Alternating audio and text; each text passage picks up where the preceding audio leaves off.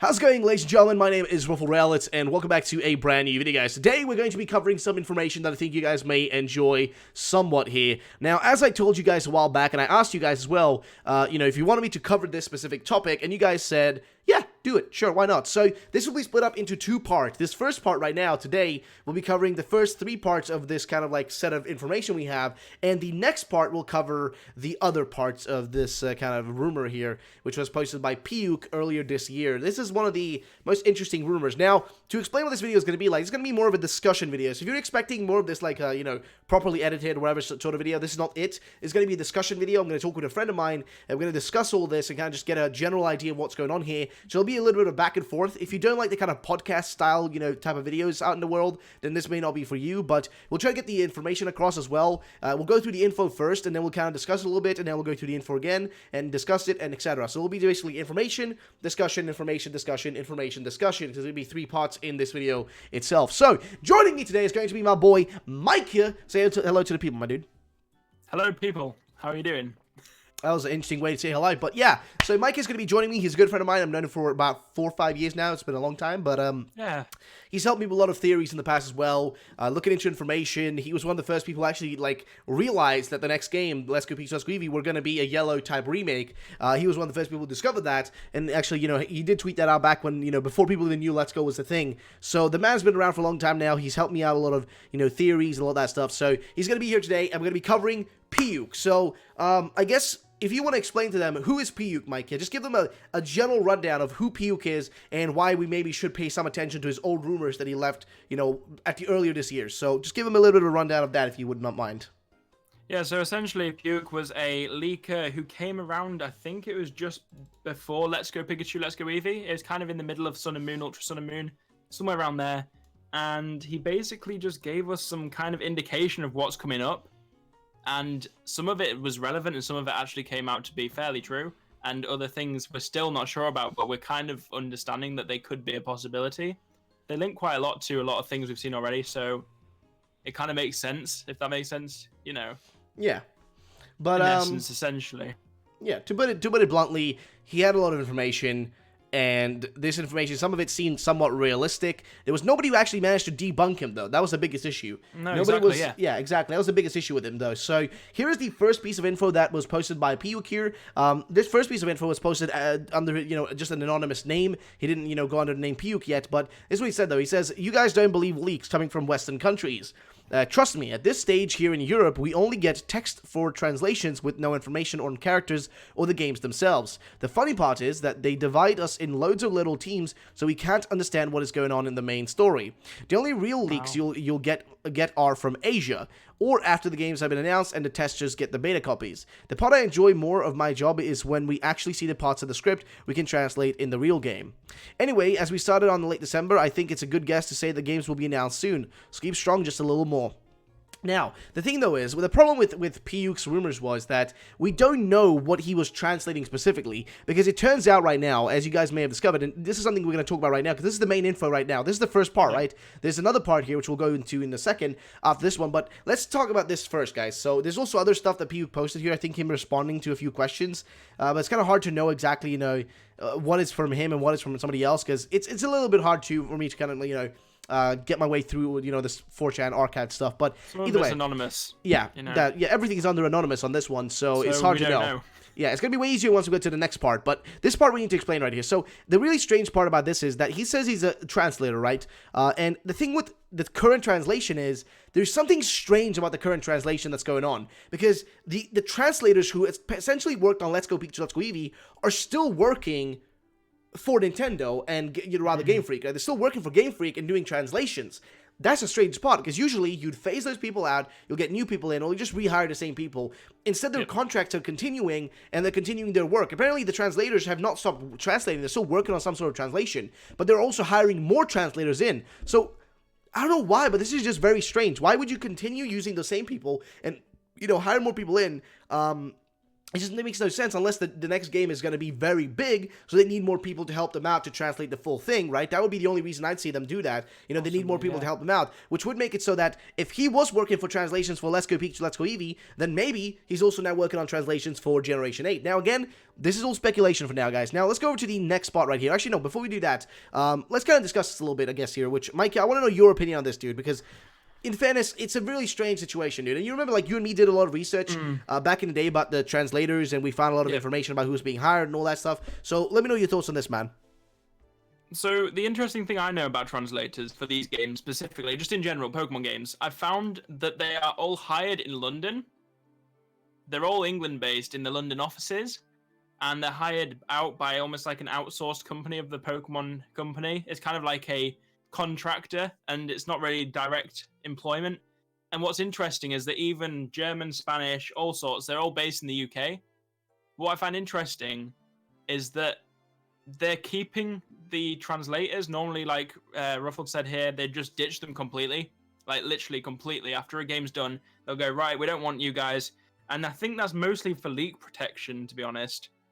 Like you said, a lot of translators leak stuff. I mean, they can't in Europe, like PIUK said here, but in Asia they do. And I've noticed a lot of the time they get rid of them, and every single game we see on the Game Freak Company website, there is advertisements for translators every single time. Like, no matter what, there's always localization careers going up all the time. And I think that's primarily due to literally the leak habitat, you know, how they're essentially, after a game's been made, or in the process of making one, they're leaking stuff. They're leaking translated text and that sort of thing. So that's the worry that Game Freak have, so they kind of protect themselves from that. But I think, like Ruffles said, this next big game is so big, I don't think they can risk losing translators. They're just hiring more.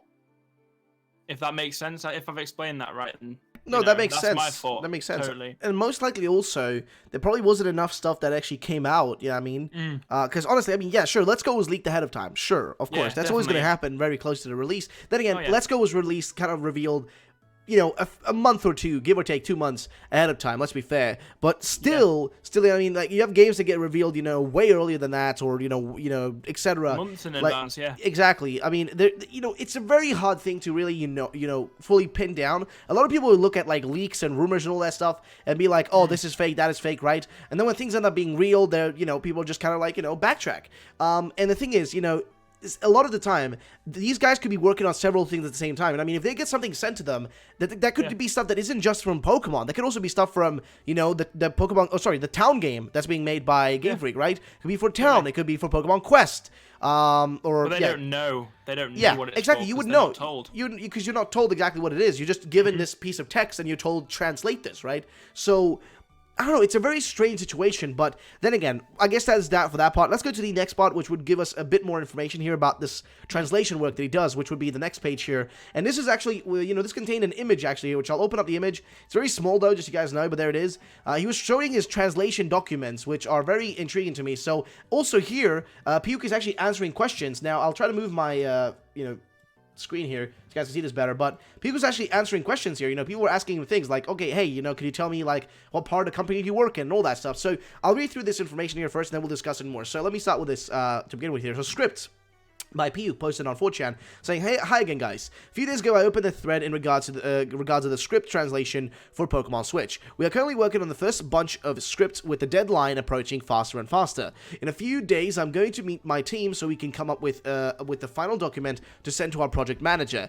Then hopefully we'll receive a new script in late March. Attached you can find some pages. Of course I blacked out the text, but I think it is interesting for you to see how the whole thing works. On the top right you can see that each page in translator's team has an ID. Whatever has an official or approved beta name in English or Italian for items is between squared brackets.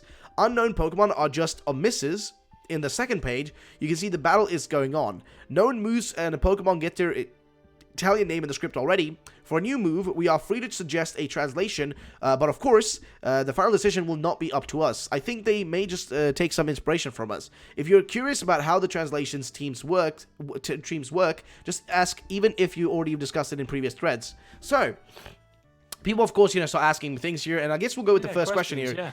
Somebody here asks him, wait, didn't you say that you are translating Italian? Why do you have German address from Nintendo at the bottom? And he says here, correct, Nintendo of Europe is our employer, and it coordinates the teams of Italian, Spanish, German, and French. You need to apply to the German offices in order to candidate yourself for a translation role. I explained the whole process in the previous thread, which he did do, because, if you go back down here, he actually, explains a lot of things.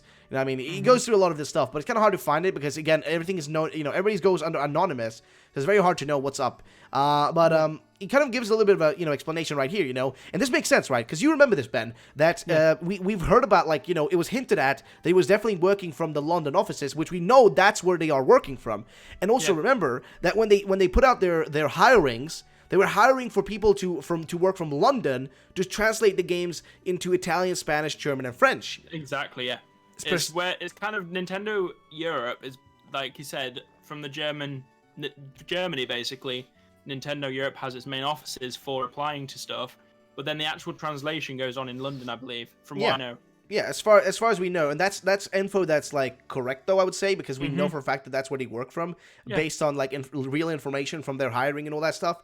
That's where they would be position, so to say. And this, again, these are the people that would then be translating in the Italian version, the Spanish version, German version, and French version, right? You'd be translating games into those versions. So it's really interesting to see, how this all kind of, makes sense with what's been happening recently as well. It's really strange, right? Because who would go this far to make a fake document, to make all the things we're going to cover in the next video as well? There's a lot of stuff that he's done here that just goes an extra mile, which I don't see why he would do that. Now we'll continue down here and see what's up with, what else is being said here by PIUK. But somebody actually posted, this is actually a really interesting post right here. This guy said, this is not how professional translators work. They would use, they would be using CAT software like Trados and MemoQ so that translation entries can be stored and validated. CAT tools store translation confirmed into the project memory, and new text uploads are scanned for whole or partial matches. The translations that were previously marked as correct then can then be easily reutilized by anyone working on the project. This is not only saves money by reusing translations you've already paid for, linguists are usually paid by the word, but most importantly, it ensures translations are consistent throughout the text. There are a myriad of ways for text to become corrupted when translating or back translating. The pen and paper method you posted offers no validation and would require a tremendous amount of post-editing for anything you and your team worked on to be worthwhile. If you were a professional translator, as you claim to be, you'd know a few translators working on a single text, the better, and you wouldn't be using pen and paper. And of course, I think he responds to this a bit further down. I think I've got to see right here. Here we go. So I think this is where he, no. I think, where does he respond to it? I know he responds to this. You're completely correct. He says these papers are just printed versions of our script. I here only you use go, them for personal notes. Precisely. So, the submission will be done through a professional platform in a very specific process. And it says, it's just random drawing inspired by the script context. I think this is unrelated, but actually, he was on to explain the little flower drawing in the margin. Yeah, just some random stuff. How many words have you professionally been assigned? And, he answers that, like, roughly 60,000 words. Each team has the same scripts, and as a group, we have to agree on a final translation. We received the documents in late December with a 2-month deadline. So again... February drop. Yeah, so I'm really curious, though, to wonder here, like, this guy's main argument is that you aren't doing this in a software, right? Which, fair enough, but his, reply is that, he mainly, you're correct, and the papers are just printed versions of our script. I only use them for personal notes. The submissions will be done. What to translate it into, doesn't and honestly, you could be like, oh yeah, he's just dodging that. That proves he's fake, right? Yeah, sure. Honestly, I at this point, like, I wouldn't even believe PIUK, but I think it's just kind of interesting. So, it's like, hey, sure, whatever, man. It's just it's just rumors or whatever. It can all just be nothing. But again, it's very interesting to me. I mean, just think about it, right? It's very interesting though because I would see this being a thing, right? Printing it out, and then maybe at your free time when you're done translating the other parts, you just get like another version, like, okay, yeah, I've got a little thingy-jingy, let me just also translate this a bit, or just look at this personally on my own time. It makes sense also if the guy's leaking stuff. Of course, he would need to get like some genuine paper proof. So getting an actual printed version of it makes sense. Again, I haven't done translations professionally. I've wanted to study for that that area, but again, I haven't got into it, and I've never used these programs before. But again, if somebody knows, about more about this, if you actually worked on games and translated before, and if you've ever yourself printed out a version of the stuff as your personal notes just to kind of keep track of things, let us know. But that is the first one. So again, a lot of things here. He does explain also, like, how many people worked on each one of these, and if this made sense. And I think somebody else did respond to that later on, saying that, yeah, that sounds like the reasonable amount of, a team would be like, and how that would be worked at. So yeah, I don't know. I mean, it's very strange. Something here though. Yeah, what about it? Is that he said here the whole team has 60,000 words. Each member of the team has the same scripts, and as a group, we have to agree on a final translation. We received the document in late December with 2 months deadline.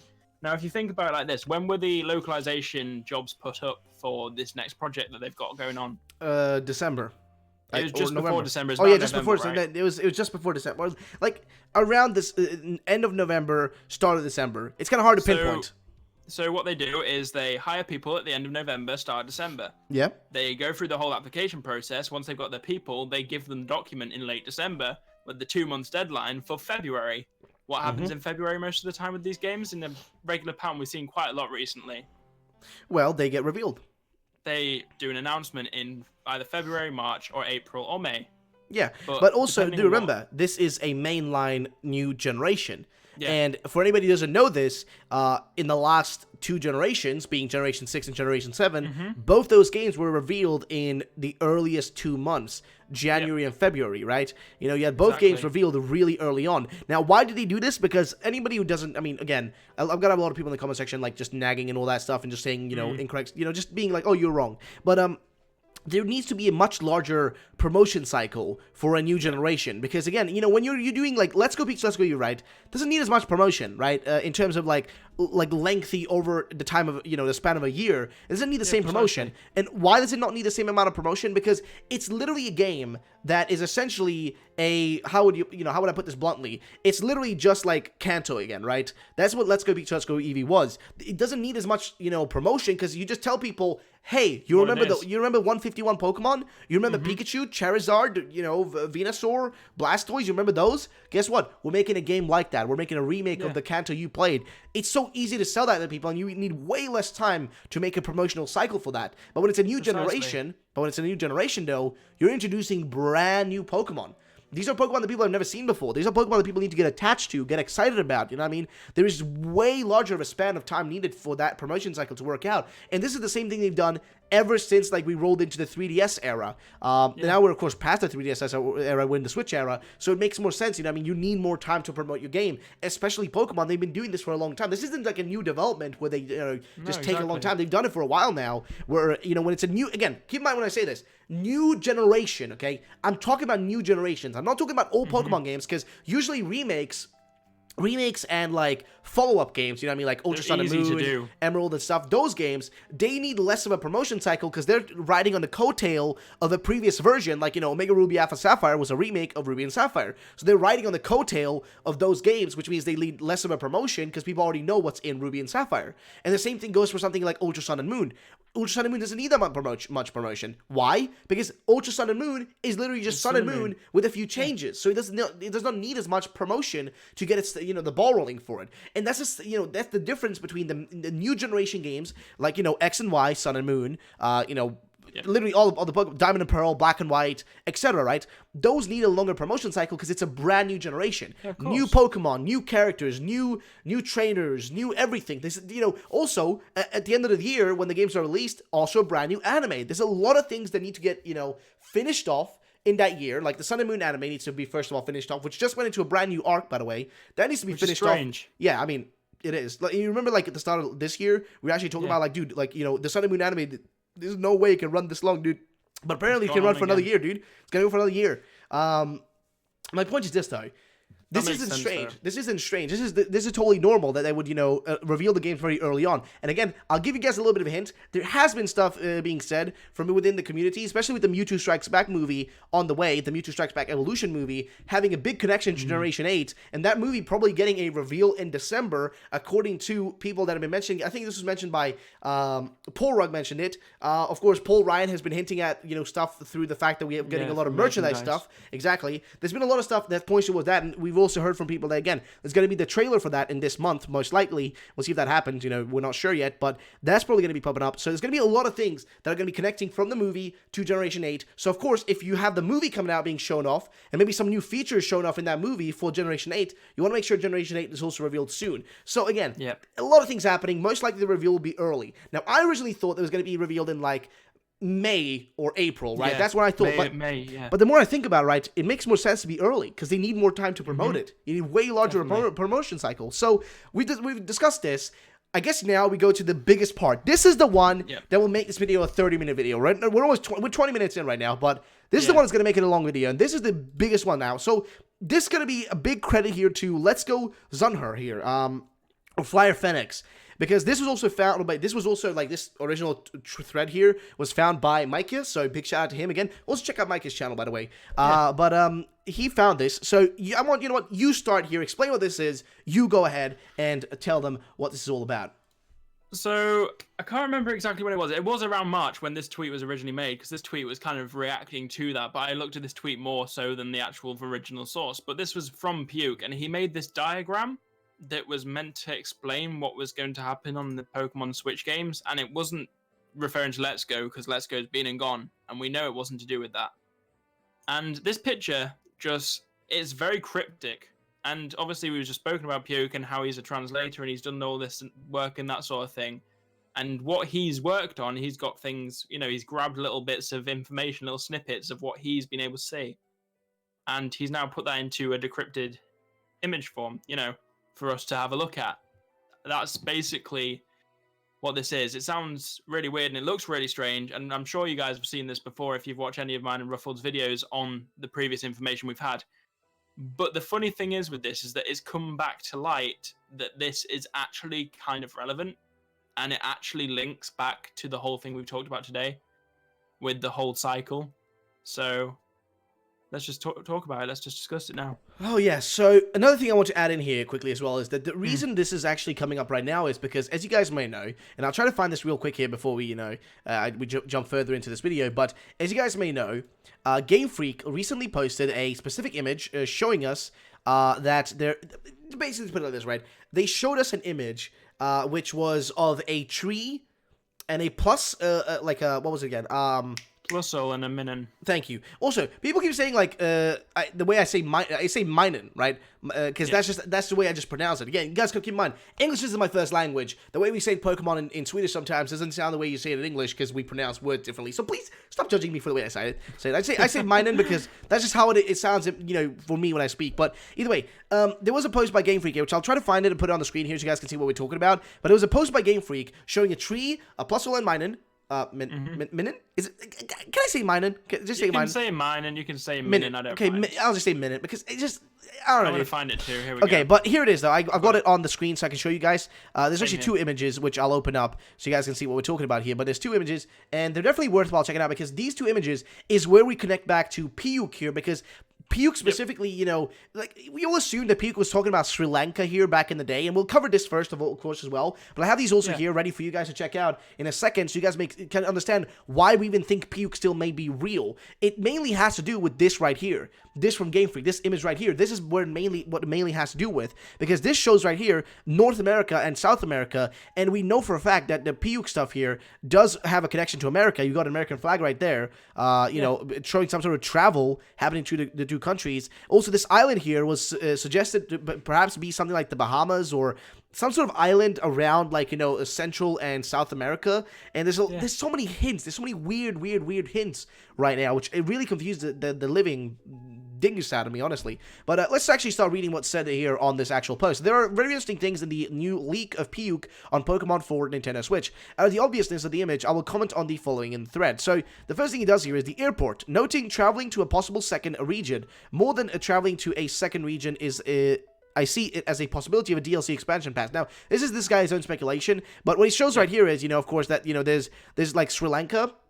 You know, you got land, and you got Sri Lanka down here. Again, Sri Lanka is then in, you know, what, like, south, like, is it like East Asia or Southeast Asia? Southeast Asia, yeah. Southeast Asia, right? And again, this is not the only thing, right? Because remember, you guys remember, this image right here shows North America and South America. Now, the thing that is really strange about this is not those, but this is another image that's exactly the same thing, but without the tree there. And this was posted earlier in the year from Masuda, and Masuda specifically posted that image. But in that image, it didn't actually show North America or South America. It showed Central Asia, or like South, the Southeast central Asia, yeah, Southeast Asia, like the central part of it, right? That like the middle there where the island nations are, and there is also where Sri Lanka is, right? And that area is where Sri Lanka is located. Exactly. So again, like, it's so strange. So my question then is, like, what does America have to do with this? Like, why is the US there? Will this have to actually be a thing in the game where we'll be able to travel between two regions? It's very strange. But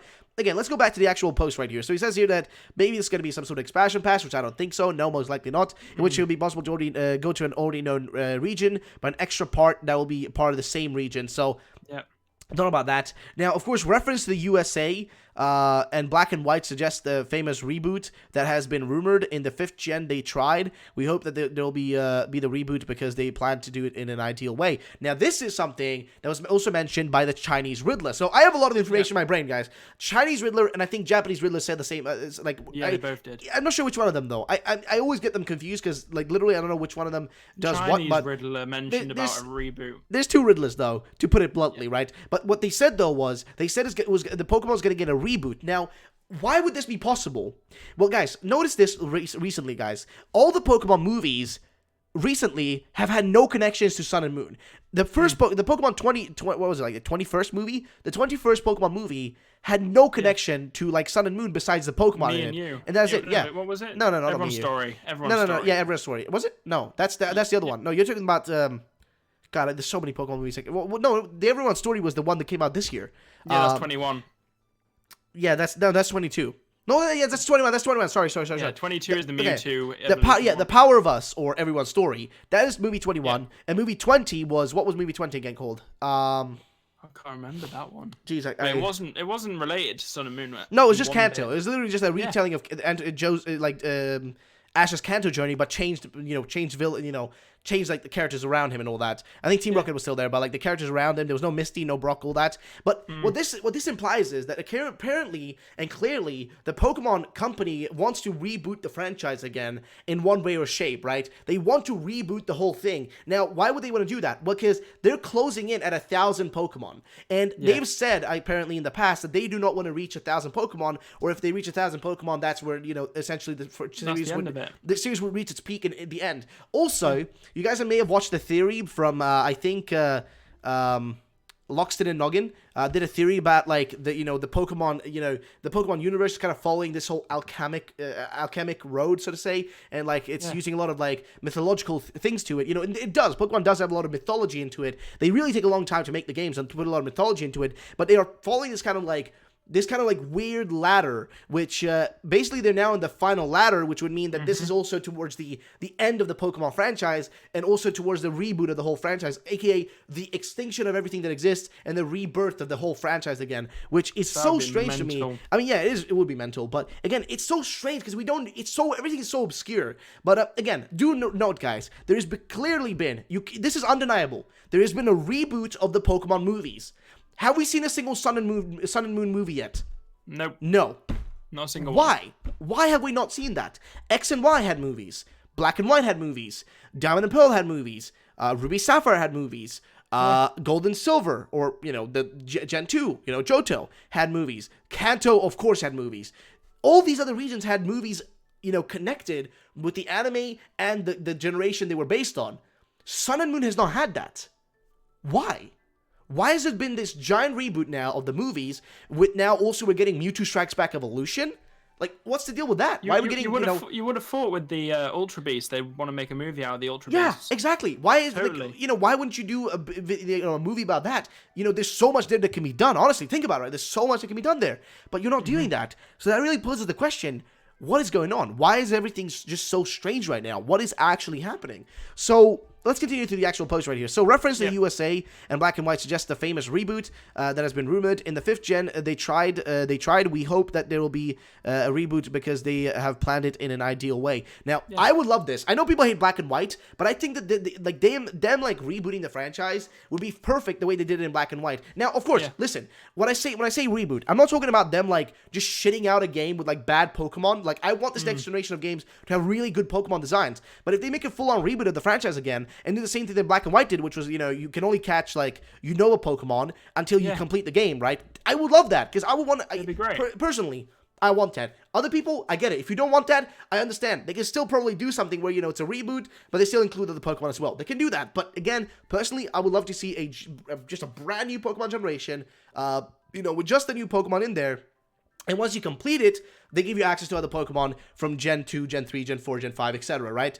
That, I think, would be a good way to go about it. But again, you know, we don't know what's going to happen yet. So that is the first thing that they mentioned right there. Now, let's go to the next thing here, which is the city shown confirms that Sri Lanka will be the base of the region, a city where the past and the future come together within the same city. The capital of Sri Lanka is Colombo, known as the New Hong Kong. Wow, that is... Damn, I've never heard of that before.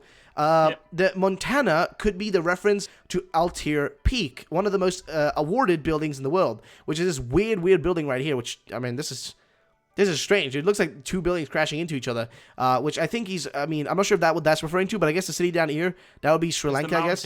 Is the mountain on the picture. Oh, I see. It's a building in Sri Lanka, I believe. So then he goes, it says, evolution, again, a pair, monsoons, meteorological phenomenon of a strong wind are very common in Sri Lanka and India. Landslides are very common in Sri Lanka. Eevee is on top of a rock, and Earth being effective against that type. Also, I don't know if you guys have seen this. Let me actually pop this up on the screen here if I can get my hands on it real quick. There's actually a weird reference in the Pokemon anime, the Sun and Moon anime actually, hinting at a potential, again, listen, like, keep in mind what I'm saying here, potential bug type evolution coming our way. Again, only a hint. We don't know if it's actually for real. Yeah, literally, dude. I was so confused when I saw it. I'll see if I can find it here. But again, if you want to read the rest of it stuff, what I'm looking for this, just you could do that real quick. Because I think we're on that landslide part. So see what happens beyond that while I try to find this for the viewers. Yeah, so next we've got the snake in Sri Lanka is one of the most deadly species. So this is talking about the two snakes, the good snake and the bad snake you see on the little leak thing. And the bite of the one found in Sri Lanka is deadly in the highest percentage. As a curiosity, the pain of the bite takes a month to disappear after produced. So it's talking about the snakes. This is the thing, though, is that PIUK didn't tell us where it was, and he put an American flag. But if we look next, you go down and you see the little tuk-tuks, the little Sri Lankan taxis, and that is in the PIUK image. So why has he got North America here in one part, but yet he's using the tuk-tuks from Sri Lanka as a transport system, like showing those as a transport system for the main island? It doesn't really make sense. It doesn't really link. And further down here, we've got reference to balloons floating in a balloon over the cultural triangle of Sri Lanka at sunrise, one of the main tourist attractions in Sri Lanka. So up at the top in the image, we have got... Where is it? It's just somewhere in this image. There's something to do with flying above. Right there, the freaking celebration balloons. You know what I mean? Like the orange ones. Yeah, that's what he's referring to. Now I can't find the Eevee thing. Again, like, it's just buried underneath like a ton of other messages I've gotten. But if I'm able to find the Eevee thing, I will send it you guys' way so you can see it. But it definitely holds a lot of intrigue to me because honestly, it looks really strange that they would be doing like this whole reference to, I mean, literally a reference to freaking to a bug type evolution, and then be like, but that's not a thing. You know what I mean? Like, all laughing at it, like, yeah, you're being a little bit strange right now. I don't know if I want to trust you right now. What's going on? This is very odd. Again, can't seem to get... Oh, I found it, actually. Just found it. You got it? Yep, I just found it. I'll put it on the screen here so that everybody can see it, so you guys can know what we're talking about. So again, let me pop this up real quick. You guys can see this. Sorry for not having all this here, but, things are going to pop into my head as I'm talking. So here it is, guys. So basically what it says here is, this is supposed to sent to me by Jackson 556D on Twitter, aka Steelix. But this man just sent me this. Oh shit, they just teased a bug type evolution. And here's what it says, right? Basically, it's like a little Eevee, and they said here, what should I evolve Marin into? and then they are splashing around the water, and it says, I'm thinking of evolving it into a bug type. And then right here, just kidding. A really obscure, like, just kidding. Like, what is this, dude? What is... Just kidding. It's not the fact they said, oh, wait, it doesn't... Yeah, it literally doesn't even say that it doesn't evolve into that. It just says, just kidding. Doesn't even say that it isn't a thing. It just literally... Because that's what I remember, like, I thought it said. But literally, it even says, just kidding. That's even, like, even more strange, in all honesty. So, again, really obscure, really weird. I don't know what to say about that. But let's continue through down the list, because we're going for about 35 minutes now, dude. It's been a long time. So, okay, the final one here is winged snake. Another type of winged serpents are Amphitera. They would have a form quite similar to Quetzalcoatl. Jeez, this is such a hard freaking name to say. But this is actually... These weird snake things are actually also... They also exist similarly in South America. Yeah, South and Central America, yeah. So, where the Mayans and Aztecs were. Exactly. So, again, I have another theory coming about these, you know, these potentially being the next legendaries we will see, because it was sent to me by a viewer who had a big theory about this, gigantic, which I'll cover, but it's going to be a long one, so you guys are going to have to wait for a little bit for that one to get, you know, kind of organized for me, or rather me organizing up the information, because I've been sent just a ton of information. I just got to organize it all, and, you know, put it into a video format. But what I say here, though, is, like, although smaller, its territory would cover far from the Near East to India. Its bite is very poisonous, although not as much as that of a basilisk. And then, of course, I don't know what else happens down here, but, that's about it. That's about it, guys. So that covers most of the stuff in here. Of course, there is other stuff, you know.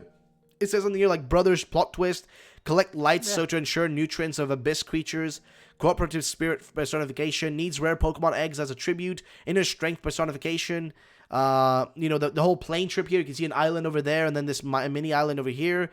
You know, the plane trip taking you over. The good snake, the bad snake, two different snakes. It's just very strange. Like, it's just so many things to this, man. And this would be the final part for this video, guys. So I guess the final thing we have to say here, guys, is please don't go all just, you know, like, oh, this is just this or that, whatever. Crazy. Yeah, don't go too ham on this, you know, on us, rather. Because, again, guys, it's just something fun we do. It's enjoyable. It's fun. It's, you know, for me, it's the part of my job to kind of cover these things and just kind of, you know, it just theorize, you know, speculate. It's fun, okay? It's fun. And also, you know, it's part of my little job over here to do that. And I hope you guys do enjoy these videos, and I hope you do enjoy this video. Of course, check out Micah and all that. And I guess, Micah, I want to just hear your thoughts, man. What do you feel about this? Do you think PIUK makes sense, having all these things now from Game Freak as well? And also, again, before we get into that conversation, guys, please remember, you may not believe that this means anything. You may be like, oh yeah, it's just a picture from Game Freak. Who cares? You know, that's not important.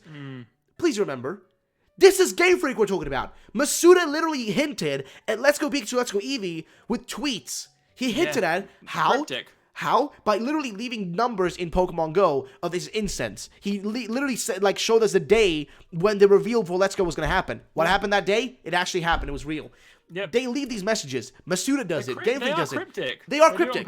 They really do it. So please remember that just because, you know, like, to you may sound ludicrous, it really isn't all the time. It really isn't. Of course, PIUK could be BS. Let's be honest, right? PIUK could be BS. He could just been messing around. We haven't seen him in ages now. We haven't heard anything from him.